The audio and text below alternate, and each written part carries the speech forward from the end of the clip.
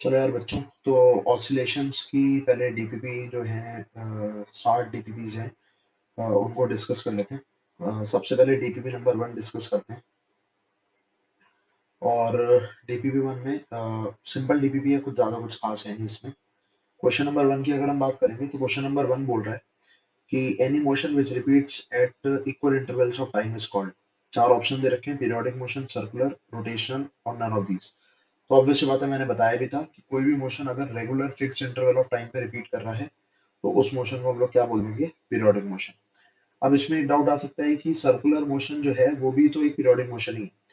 तो एक बात ध्यान रखना, circular motion is a type of, is an example of periodic motion. हम लोग ब्रॉड कैटेगरी की अगर हम बात करेंगे तो कोई भी मोशन जो रिपीट कर रहा होगा उसको पीरियोडिक बोला जाता है, तो पीरियोडिक ही टिक करके आएंगे। तो इसका जो सही आंसर होगा फर्स्ट क्वेश्चन का, that is answer 1, that is periodic motion. Periodic motion जो है वो इसका सही आंसर होगा। ठीक है, फिर आते हैं क्वेश्चन नंबर 2 पे। क्वेश्चन नंबर 2 कह रहा है कि in F is equal to minus k x, k is called as. तो यहाँ पे तो हम अपने को सबको पता ही है कि जो के होता है that is basically force constant. तो सेकंड क्वेश्चन का भी जो आंसर होगा दैट विल बी सेकंड। ठीक है, सेकंड क्वेश्चन का भी सेकंड आंसर होगा, सॉरी, सेकंड क्वेश्चन का फर्स्ट आंसर होगा, इट विल बी फर्स्ट।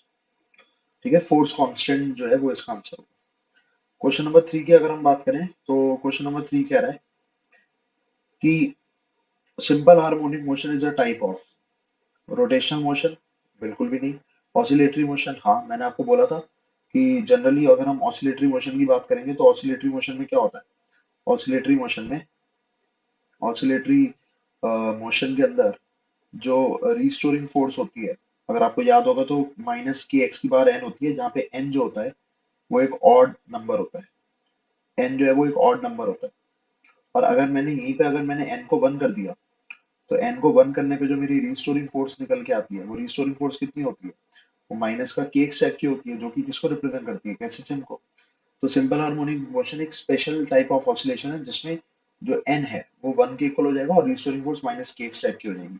तो थर्ड क्वेश्चन का जो अगर हम आंसर देखेंगे तो थर्ड क्वेश्चन में जो आंसर है वो हो जाएगा second, it is the type of oscillatory motion. ठीक है, क्वेश्चन नंबर 4 की बात करते हैं। क्वेश्चन नंबर 4 में बोल रहे हैं कि which of the following functions is not a periodic motion। ठीक है, तो पीरियोडिक फंक्शन नहीं होना चाहिए। अगर हम साइन ओमेगा टी की बात करें तो साइन ओमेगा टी तो ऑब्वियस ही बात है पीरियोडिक है। पीरियोडिक का मतलब क्या होता था? कोई भी चीज जो अपने आप को रिपीट करे after a fix interval of time. तो साइन ओमेगा टी जो है वो अपने को रिपीट करेगा। और अगर हम इसका टाइम पीरियड देखेंगे साइन ओमेगा टी का, तो टाइम पीरियड हो जाएगा 2 पाई बाय ओमेगा। तो हर एक टाइम पीरियड के बाद ये अपनी वैल्यूज को रिपीट कर रहा है, या हर 2 पाई एंगल के बाद ये वैल्यूज को रिपीट कर रहा है, तो पीरियोडिक है। इसी कंटेक्स्ट में अगर हम कॉस ओमेगा टी को देखेंगे तो कॉस ओमेगा टी भी पीरियोडिक है, क्योंकि ये भी अपने मोशन को रिपीट कर रहा है after a fix time interval जिसकी वैल्यू 2 पाई बाय ओमेगा है। लेकिन जब हम बात करते हैं टेन ओमेगा टी की, तो टेन ओमेगा टी जो है इट इज नॉन पीरियोडिक।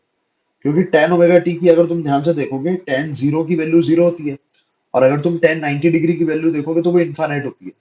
इसका मतलब टेन ओमेगा टी जो है वो जीरो से लेके इन्फिनिटी के बीच में जा रहा है। मतलब ये वापस कभी रिपीट थोड़ा ना कर रहा अपनी वैल्यूज को, ये तो जीरो से लेके इन्फिनिटी तक वैल्यूज इसकी बढ़ती जा रही है। इसी वजह से ये नॉन पीरियोडिक मोशन की कैटेगरी में आएगा। फिर उसके बाद आता है sine square omega T. Sine square omega T को अगर तुम ध्यान से देखोगे ना, तो पहले तुम्हें इसको कन्वर्ट करना पड़ेगा। कैसे कन्वर्ट करोगे? हमें पता है कि कॉस टू ओमेगा टी जो होता है वो 1 minus two sine square omega T होता है।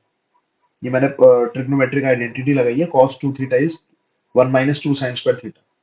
तो यहां से अगर मैं साइन स्क्वायर ओमेगा टी निकालूंगा तो मेरे पास जो साइन स्क्वायर ओमेगा टी आएगा वो आ जाएगा 1 minus cos two omega T divided by 2। अब अगर तुम ध्यान से देखोगे तो यहाँ पे वन और देखो, जो कांस्टेंट नंबर्स है ना उसका तो कोई लेना देना है ही नहीं पीरियोडिसिटी से, उससे कोई फर्क नहीं पड़ता। मेन है कि एक ऐसा फंक्शन होना चाहिए जो रिपीट करे एक फिक्स इंटरवल ऑफ टाइम के लिए। तो अगर तुम ये वाला फंक्शन देखो, कॉस टू ओमेगा टी वाला, तो कॉस टू ओमेगा टी जो है वो रिपीट कर रहा है। अगर हम particularly cos two omega T की बात करेंगे ना, तो कॉस टू ओमेगा टी जो है वो पीरियोडिक है। और इसका जो टाइम पीरियड होगा वो हो जाएगा 2 pi by 2 omega, which is pi by omega. क्योंकि ये cos 2 ओमेगा टी रिपीट कर रहा है, cos 2 ओमेगा टी पीरियोडिक है, इसी वजह से ओवरऑल भी जो फंक्शन है ये पीरियोडिक हो जाएगा। तो हम बोलेंगे कि क्वेश्चन नंबर फोर्थ में साइन स्क्वायर ओमेगा टी भी एक पीरियोडिक फंक्शन को रिप्रेजेंट करेगा। ये भी एक पीरियोडिक फंक्शन को रिप्रेजेंट करेगा। तो इसका एक्चुअल आंसर क्या हो जाएगा? जो कौन क्वेश्चन में बोला था कि कौन सा फंक्शन पीरियोडिक नहीं है, तो इसका जो एक्चुअल आंसर होगा that will be option number 3।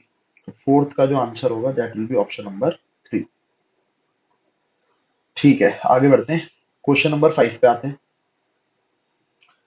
Out of the following functions of time, चार फंक्शंस तुम्हें दे रखे हैं और तुमसे पूछा रहा है कि the periodic motion can be represented by the functions.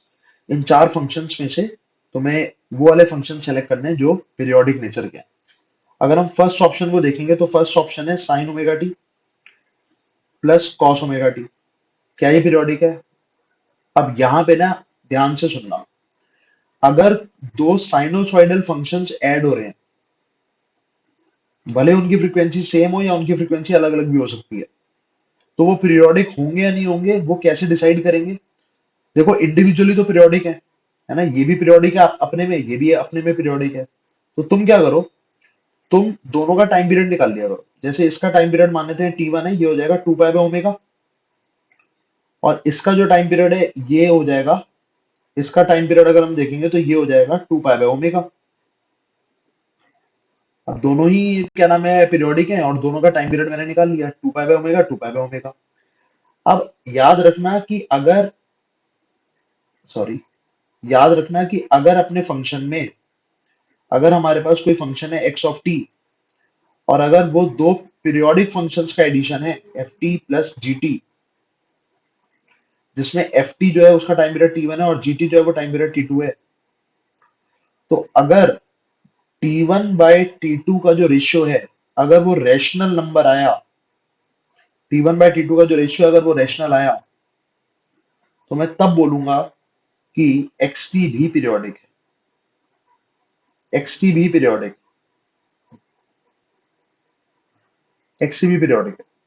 But उसके लिए कंडीशन ये है, उसके लिए कंडीशन ये है कि ये वाला जो T1 बाय T2 का जो रेशियो है वो किसके इक्वल होना चाहिए? रेशनल होना चाहिए। रेशनल मतलब अपने को पता ही है P बाई Q की फॉर्म में हम रिप्रेजेंट कर पाए। तो अगर तुम ध्यान से देखोगे, ये T1 है, ये T2 है। मैं सबसे पहले T1 बाय T2 चेक कर लेता हूँ। जब मैंने T1 डिवाइडेड बाय T2 करा तो ऑब्वियस सी बात है ये one one divided by one हो गया, तो ऑब्वियस सी बात है रेशनल है। और अगर ये रेशनल है, इसका मतलब मैं बोल सकता हूँ कि sign omega t plus cos omega T ये भी एक पीरियोडिक फंक्शन है। यही कंडीशन अब हम सेकंड वाले ऑप्शन में भी लगा सकते हैं। सेकंड वाले ऑप्शन को चेक करो। सेकंड वाले ऑप्शन में बोल रखा है sine omega t plus cos omega t plus sine 4 omega t. तो sine omega t plus cos omega t plus sine 4 omega t. अब आपस में तो ये पीरियोडिक है ही भाई। इसका टाइम पीरियड क्या हो जाएगा? 2 पाई बाय ओमेगा। ये भी पीरियोडिक है, इसका टाइम पीरियड कितना हो जाएगा? 2 पाई बाय ओमेगा। और लास्ट वाला जो है वो भी पीरियोडिक है, इसका टाइम पीरियड हो जाएगा 2 पाई बाय 4 ओमेगा। मतलब ये हो जाएगा या चलो ऐसे ही रहने देते हैं, 2 पाई बाय 4 ओमेगा ही रहने देते हैं। अब तुम्हें सबको चेक करना पड़ेगा, तुम्हें T1 बाय T2 का रेशियो भी देखना पड़ेगा। T1 बाय T2 तो 1:2 बना रहा है, कोई दिक्कत ही नहीं, पीरियोडिक है। T2 बाय T3 देखो जरा, T2 बाय T3, तो T2 बाय T3 अगर तुम करोगे तो ये आ जाएगा 2 pi by omega into 4 omega by 2 पाई, तो ये आ गया 4/1। ये भी रैशनल है। और अगर तुम T1 बाय T3 देख रहे हो, अच्छा T1 बाय T3 करो या T3 बाय T1 करो कोई फर्क नहीं पड़ेगा, एक ही बात है। T1 बाय T3 देख रहे हो तो ये आ जाएगा 2 pi by omega into 4 omega by 2 पाई।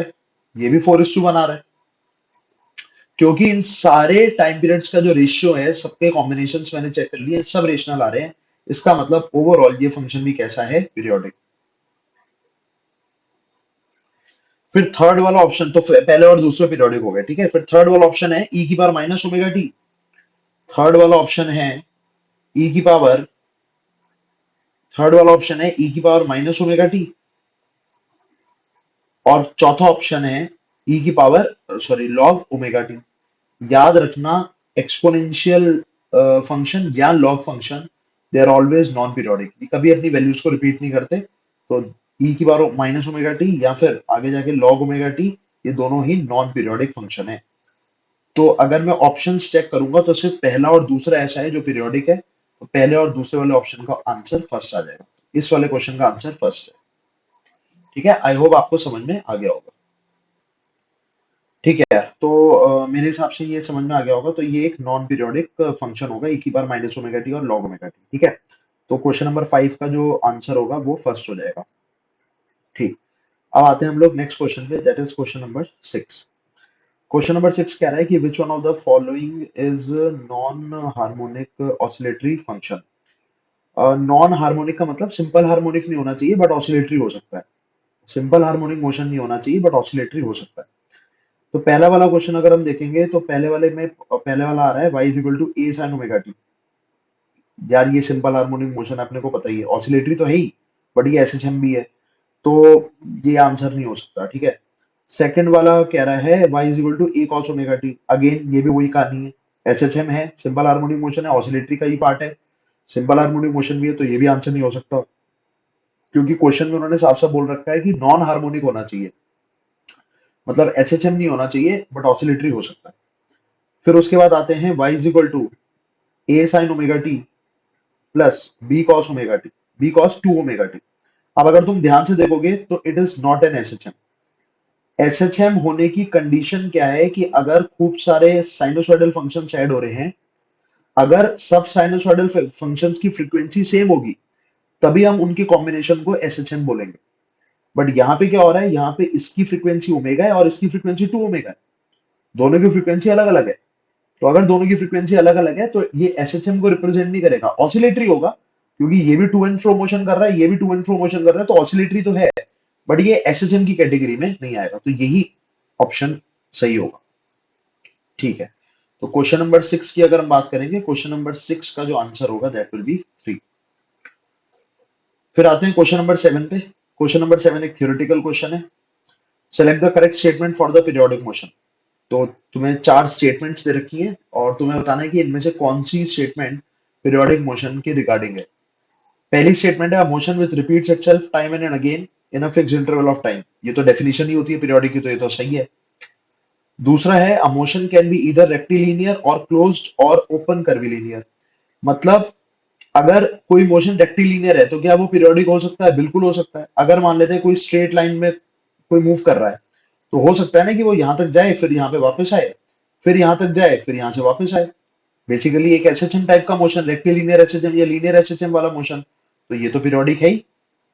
तो रेक्टिलिनियर वाला जो पार्ट है, अगर हम रेक्टिलिनियर की बात करेंगे, rectilinear motion can B periodic, rectilinear जो है वो पीरियोडिक भी हो सकता है।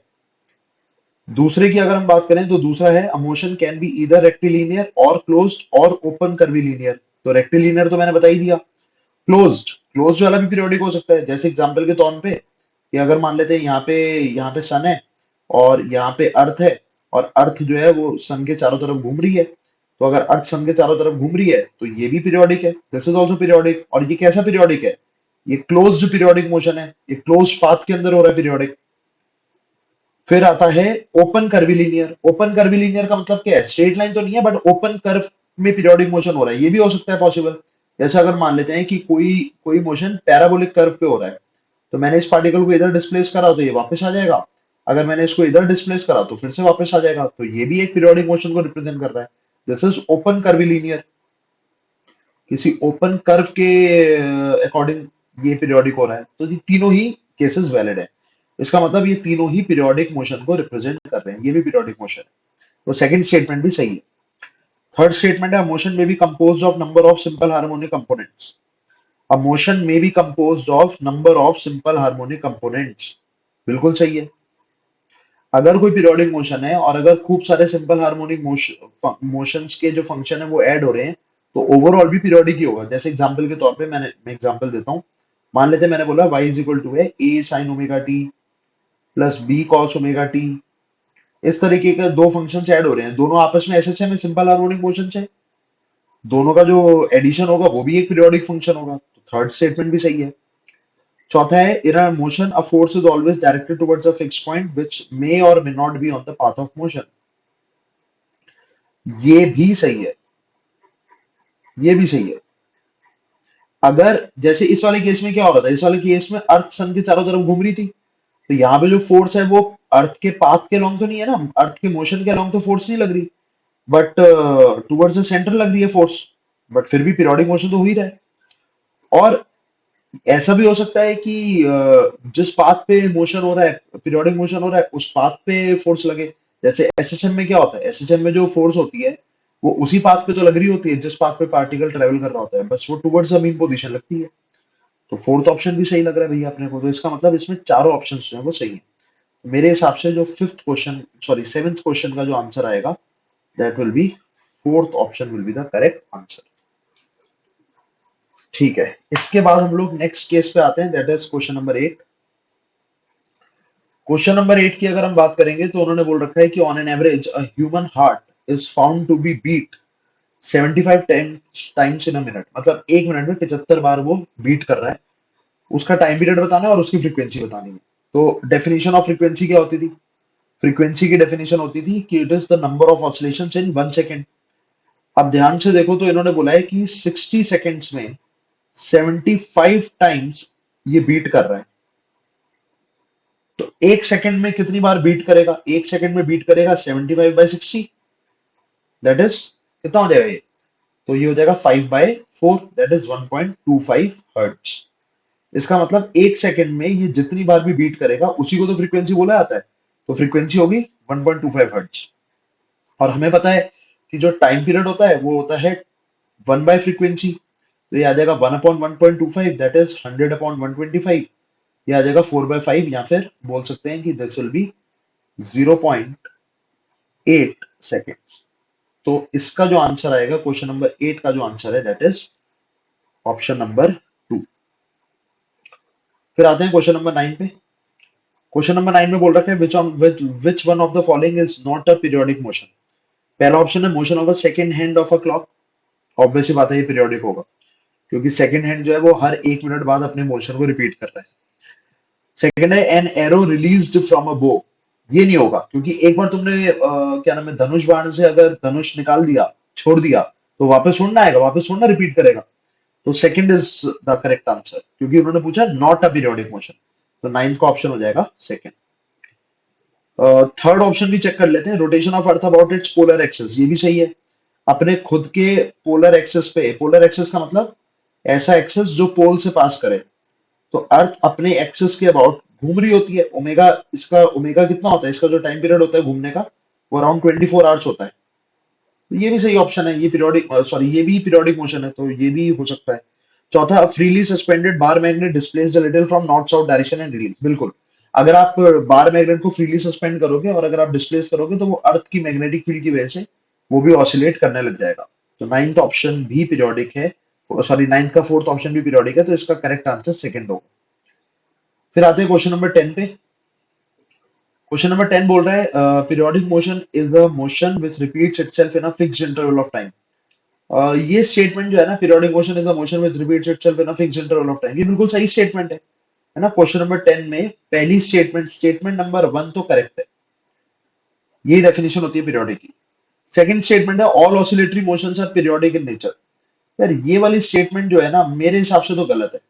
अगर ये बोलते हैं कि सारे ऑसिलेटरी मोशन जिसके अंदर मैकेनिकल एनर्जी कंजर्व होती है, कंजर्वेशन कंजर्वेटिव फोर्स लग रही होती है, and there is no dissipative force, friction friction absent है, उस ऑसिलेटरी मोशन को पीरियोडिक बोला जा सकता है। बट अगर मान लेते हैं फ्रिक्शन प्रेजेंट है, डिसिपेटिव फोर्सेस प्रेजेंट है, तो डैम्प्ड ऑसिलेटरी मोशन हो जाएगा। और डैम्प्ड ऑसिलेटरी मोशन पीरियोडिक नहीं हो सकता, क्योंकि वो फिक्स इंटरवल ऑफ टाइम में थोड़ा ना रिपीट कर रहा है, उसका तो टाइम इंटरवल ही कम होता है यार।